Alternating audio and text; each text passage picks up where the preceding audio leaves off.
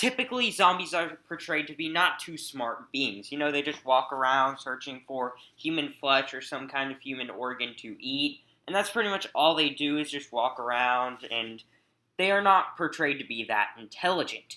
But there are a few exceptions to this, and that is including Goosebumps. In almost all the Goosebumps books, including zombies, the zombies are able to talk, make friends, have goals, have memory from over a long time ago, like from the 40s, and like the book was written in 2014. Maybe it takes place in the future or in the past, but I'm pretty sure it's 2014. But you see what I mean. There's all this stuff going on all throughout the Goosebumps stuff, and every single one of these zombies are intelligent. There may be exception to this, like maybe the zombies from the Goosebumps film, but other than that, I'm pretty sure almost every single zombie in the Goosebumps universe has been seen with high amounts of intelligence. And what is the explanation for this? And that is what I'm going to be trying to figure out in this video. But before we continue, spoiler warning for Brain Juice, which is from Goosebumps Series 2000. Some major spoilers for that one. We're going to have a lot of spoilers for a lot of different Goosebumps books. But the first one is Brain Juice. That's the one I'm going to be spoiling the most throughout this theory. So definitely, if you haven't read Brain Juice, do not watch this video. Also, we're going to be having some medium-sized spoilers for Escape from Camp Run for Your Life. And that is from the Give Yourself Goosebumps book series. And so what I mean medium spoilers, just in case you don't know, is I'm really just going to be spoiling one path. I think that is story A. There's story A, B, and C in this story, or in this book. And I'm not going to be really spoiling a story B and C. I may reference them, especially the main goal of the bad guys in that story. I make sort of reference, but not go into too much detail on. So also, after all, it is a Give Yourself Goosebumps book. And so there's all these different endings you can take. So you really can't spoil one, but I am going to be covering story A mainly, and that is the stuff that has to do with zombies. There's other stuff that happens in story A as well. So I really can't spoil that. And also, we're going to be having some spoilers for Zombie Halloween, the first Goosebumps book, and Goosebumps Most Wanted Special Editions. And so for that one, mainly going to be talking about the origins of the monsters, maybe. And also, I'm going to be talking about the main goal of a certain zombie and how it remembered how it got turned into a zombie. So there is also that. And last but not least, we're going to be having some minor spoilers for Why I Quit Zombie School. And this mainly includes, I'm sorry this is such a long list of spoilers, but it mainly includes, the school and everything like that. Mainly zombies going to school and how intelligent they are. They're able to make friends. Really nothing huge spoiled, and it's kind of obvious that the zombies are going to school due to it being called Why I Quit Zombie School. So really minor, very minor spoilers for that, but that's all the spoilers we're going to be having in this video. I'm sorry that took 3 minutes to get the intro over with. Really sorry about that. There's just a lot of spoilers in this video. I want to be very specific on that. But anyway, guys, let's get to the main point of this theory, and that is figuring out why the zombies in the Goosebumps universe are so intelligent. So you can see from a series of different Goosebumps books that the zombies have been super intelligent, as I mentioned before. Like the first zombie book ever releasing, pretty much, being Welcome to Dead House, actually portrayed very intelligent zombies. I'm not going to get into too much detail on it, but the zombies developed plans. They were super smart. I mean, they're not just your average dumb zombie. They're super smart. And anyway, the next zombie book, from what I remember, discounting Attack of the Graveyard Ghouls due to technically that one not being a graveyard, not a graveyard story, but a zombie book story, is Why I Quit Zombie School. And in that story, the zombies are also very intelligent. These zombies are going to school. They're able to make friends. They even have a plan just in case a real living kid actually goes inside a zombie school. I mean, there's all this different intelligent stuff that you can see from these zombies.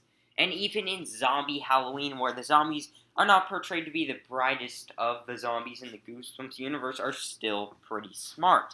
You can take a look at one of the characters that was in the prologue in the 1940 segment of the Zombie Halloween. They remembered how they got turned into a zombie, And that went from present day. So it was like the 1942, I believe, all the way to the present day. That zombie remembered how it got turned into a zombie, and people who were accidentally responsible for her being turned into a zombie.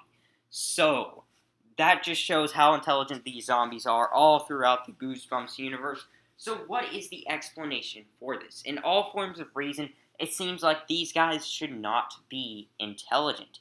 I mean, even in Welcome to Dead House, there's an injury that had something to do with the skull, and the brain should be damaged, yet the guy remains intelligent. So it seems like, just judging from this, that the brain has no effect on them whatsoever. They can still think intelligently and act intelligently without their brain. And you can see this in just overall reason itself. The body decomposes and all that stuff. I don't know. I don't know that much about decomposing bodies and all that stuff unless it's like mummies or something like that. But I think the brain would decompose first before the rest of the body, or it'd be slightly damaged at least. And just judging from like the zombies' designs sometimes, where you can actually like see through its skull, I guess. Not see through its skull, but there's like holes in its head and everything like that. It seems like overall that zombies really do not function without, a brain. You can even see this in the Escape from Camp Run for Your Life cover art when, like, the one of the zombies in there, I don't think has that much of a brain. I can't remember exactly, but I think I'll have the picture of the book on the screen, and you can see that most likely they do not use their brains at all. So their source of intelligence does not come from the brain. So where does it come from? And so this led to me for two theories. One is very, very crazy. Other one is a little crazy itself, but it makes a bit more sense, all things considered. And so let's start off with the less likely one, and that is the theory that the worms are causing these zombies to be intelligent. And so this one, again, is the least likely one. There probably isn't that much evidence to prove, but I still think it's a pretty cool idea, and it would make a little bit of sense. So pretty much, I think that the zombies, or the dead bodies that while they're buried in the ground, become infested with worms, and these worms now control the zombies. That's why the zombies come back from the dead in the first place. Because most of the time in the Goosebumps universe, they never really give an explanation for how these zombies come back to life. You can see that in the latest Goosebumps book, 5th Grade Zombies, without giving any spoilers or anything like that.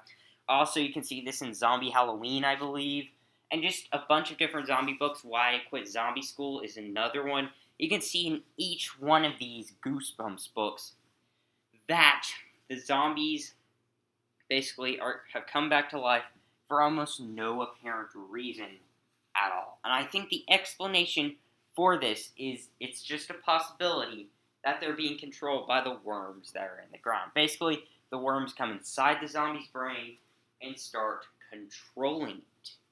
And so I know, again, that sounds very, very far-fetched, but again, I say, it makes a little bit of sense, just judging from the fact that it seems like the worms or the zombies want to take over the world.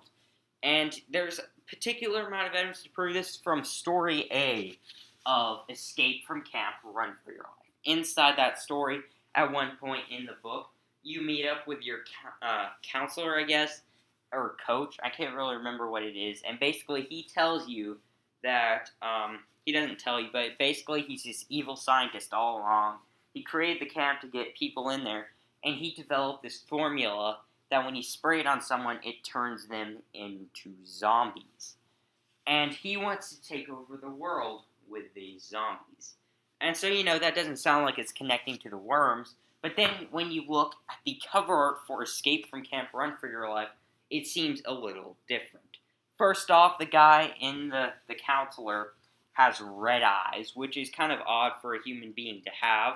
I mean, even if he is a zombie all along, which doesn't really make much sense due to him in one ending being turned into a zombie. So, it doesn't really make much sense, even though, for him to have red eyes. And the fact that he's decomposed so quickly is also kind of odd. Again, I say, in one of the endings, just one, the counselor guy is turned into a zombie using his own little special formula that turns people into zombies. And now his body is somewhat decomposed, and worms are sprawling out of his head. I think this could be possibly meaning that he's being controlled by the worms. Maybe he's a robot. I'm not really sure. There's a giant butterfly with a pin in the book Go Eat Worms, without getting too much spoilers for that. And also, it explains some mysterious stuff that happens in Go Eat Worms and all of that. So it seems like, overall, that this may be likely due to that whole his body couldn't have been decomposed this fast. None of the other kids in the story actually get this decomposed that fast. It also makes sense for him to be controlled by the worms, and they're the ones creating the robot army, possibly controlling the zombies as well, because of the fact that the face is kind of dripping off. This could be to decompose body parts, but again, only in one ending does the council return to a zombie, and he wouldn't decompose this fast while sitting around a fire. It doesn't really make much sense for that to happen. This guy wants to take over the world with the zombies. If these zombies decompose so fast, it doesn't really make much sense for him to have the zombies as an army to take over the world. So that's why I think, and so I think he may be like a robot or some dummy that is controlled by the worms. After all, the worms are kind of revealed to be kind of intelligent and Go Eat Worms. So the worms control the guy. And there's also added evidence from this in Zombie Halloween, due to the fact that the zombies actually, I don't think, ever come out of the ground except for like one instance in the story. And most of the time they live underground. And I think that's kind of evidence to prove that they're worms, because worms live underground. And it kind of makes a little bit of sense for them to be controlled by the worm stuff and everything like that. And so, overall, it does make a little bit of sense. I kind of talked about this longer than I wanted to. Now it's like 11 minutes and 59 seconds. But, it's likely. But there is some disproving evidence for this from Why I Quit Zombie School. I don't really know if they're out to take over the world as zombies and all that stuff. I don't know why the government would create a zombie school in the first place. And someone would have to notice that it's actually a zombie school. Or, I think the government knows that it's a zombie school and Why I Quit Zombie School. So the fact that, these worms who are trying to take over the world would be given their own school is just kind of odd. And also, due to the fact that one of the zombies in Zombie Halloween actually remembers what happens, and its brain, or its memory should not exist and it should be replaced with the worm's memory, doesn't make much sense. So overall, the worm theory is kind of disproven. It's still pretty cool, but overall, it's not that likely, even though it's a cool theory, and it makes a little bit of sense with slight amounts of evidence. But this next theory, I think, is a bit more likely, and that is the fact that it is all responsible thanks to the tusked aliens from brain juice. Because, just think about it. Basically, my reasoning behind this is these tusked aliens from Brain Juice are looking for slaves. That's their main goal in the story of Brain Juice. They're looking for slaves that are not super dumb. They're still smart, but they make good slaves. They can take them to the planet, and basically use them, again, as slaves. And this could actually make some sense, in a way.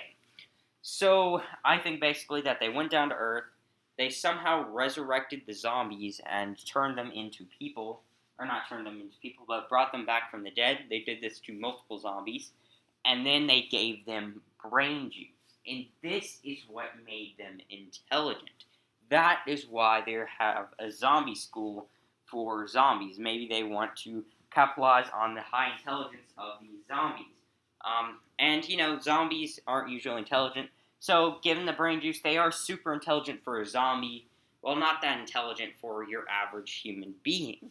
And so, I think that is possibly why they quit making the zombies as slaves. Because while they would make good slaves due to them following orders all of the time, due to them being zombies and everything like that, and just from what we see of zombies, like in Escape from Camp Run for Your Life, when this guy turns the children into zombies and the children obey him, the guy who turned them into zombies. So it should come along with that same reasoning.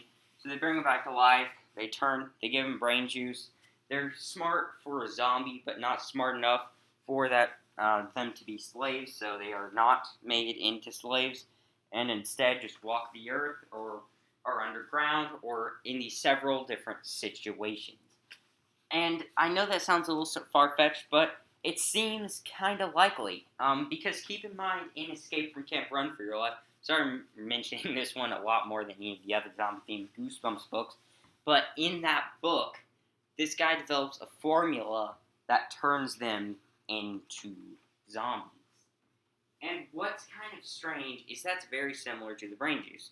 These aliens created a juice that makes people smart. They must have other juices, maybe that turns people into zombies. So the decomposition process doesn't last as long. They have a longer term to have slaves. And also keep in mind, if you pick story B, the counselor is actually a servant or is trying to get alien slaves from Earth to be sent to these mines. I know it's a completely different alien species, but it's still, while it's not a huge piece of evidence, is sort of evidence to prove overall that that guy in the counselor in Attack or Escape from Camp Run for Your Life is actually an alien working for, those Tusk aliens from Brain Juice. That's why he's getting all these slaves and everything like that. He's not trying to take over the world, because first off, that wouldn't really make much sense, and the zombies probably could be easily defeated, just saying, because they're, zombies.